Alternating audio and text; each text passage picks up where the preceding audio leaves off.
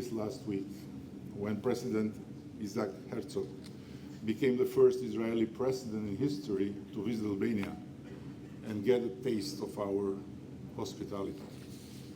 Too late for such a historical breakthrough, but right in time when one thinks about the historical context and of the struggle the Jewish nation and Jewish state is going through nowadays, fighting not only for his right to defend itself from a new vicious form of Nazism, but also for the world we live in to not fail and not fall for easy answers in front of an existential threat to the free and democratic space we have constructed all together after the nightmare of World War II.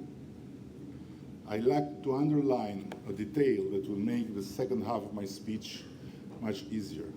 Among other, Mr. Herzog laid a wreath at the Holocaust Memorial in Tirana, together with our religious leaders. Yet the real news was not that they met. It was that no one in Albania even wrote about this meeting. In a country where the heads of the Sunni Muslim majority, Bektashi, a Sufi Shia moderate order, Christian Orthodox and Catholic communities regularly meet and celebrate each other religious festivities, the President of Israel is simply as normal as not newsworthy. This unity among our religious leaders and religious communities is not a publicity stunt. It is embedded in our DNA. It reflects a religious understanding and well-being that is so special in this turbulent and confused world, a blessing we cherish. Albania has always been like this, and explains also why we have been so able to enact policies of peace, dialogue, and tolerance towards our neighbors, and also the minorities within our territory, who never ever suffered any type of ethnic or religious discrimination.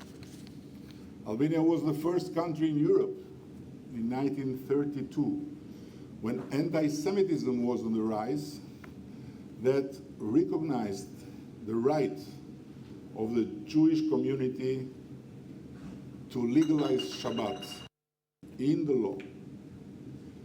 During the Holocaust, when Nazi leader Hermann Nochbayer summoned the religious and political leaders in Berlin in 1943 to demand a list of Jews and the excess on the gold in the Bank of Rome, our representatives replied, "You can have the gold, but not the Jews."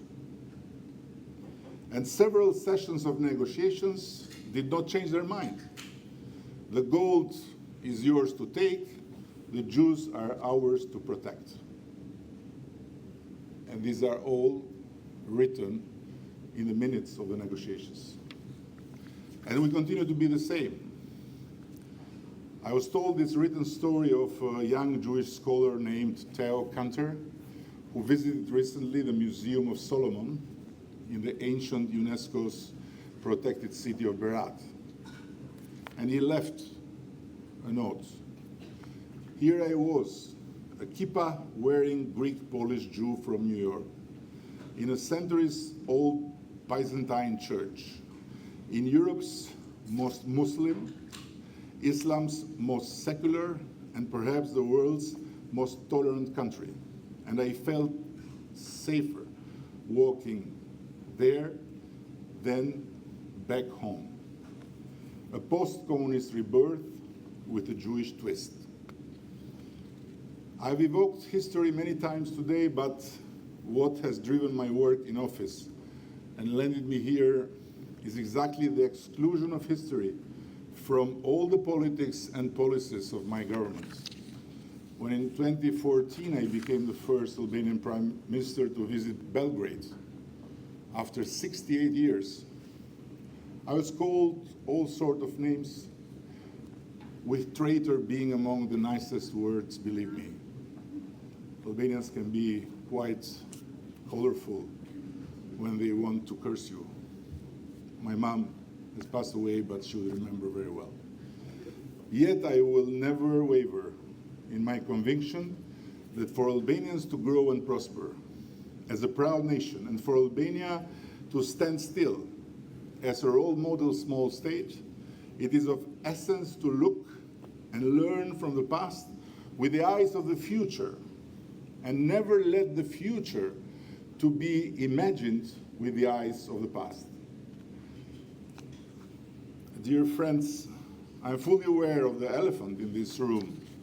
It is not easy to have this meeting against the backdrop of the tremendous pain and suffering the mass murder attack of October the 7th has brought to the people of Israel, but also the tremendous pain and suffering the war in Gaza is bringing to far too many Palestinian innocents.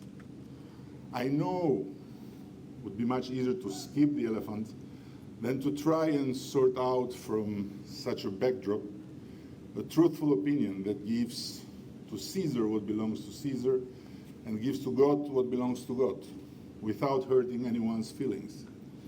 But let me start by quoting Rabbi Sachs once more.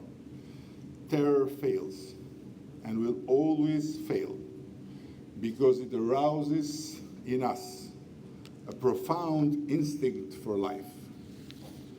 And while we, the world, can be divided about the how to get out from this devastating war without witnessing daily the screams of pain of the innocent people of Gaza, it is simply a madness with potential devastating consequences for all of us to not be united in firmly defining terror as a very common enemy.